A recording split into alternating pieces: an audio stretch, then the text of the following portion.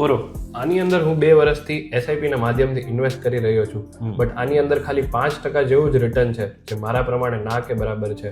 તો હું વિચારું છું કે આની અંદરનો જે અમાઉન્ટ છે એ વિડ્રો કરી લઉં, પણ મારી એસઆઈપી ચાલુ રાખું, જેથી મને એવું લાગે છે કે મને કંઈ નુકસાન નહીં થાય. ના, આવું તો બિલકુલ નથી કરવાનું. અને તમને પણ કહું છું કે આ ભૂલ તો ક્યારેય ના કરતા, કારણ કે આ સાંભળવામાં સાચું લાગે છે, પણ ફાઇનાન્શિયલી જોવા જઈએ તો ખૂબ જ ખરાબ ડિસિઝન છે.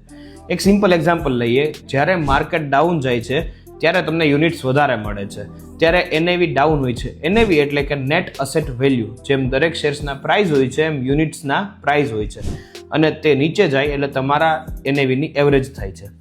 હવે આમાં સિમ્પલી વધારે સમજીએ તો જે શેરની અત્યારે પ્રાઇસ 1500 રૂપિયા છે, તે તમે દર મહિને એસઆઈપી ભરતા તેની એવરેજ 1000 રૂપિયા થઈ ગઈ. તો ક્યારેય તમારા પૈસા વિડ્રો કરી અને આ ભૂલ ના કરતા, કારણ કે તેનાથી તમને જ ફ્યુચરમાં નુકસાન થશે. આવતા 3જા અને 4થા વર્ષમાં આ જ એસઆઈપી તમને વધારે રિટર્ન આપશે.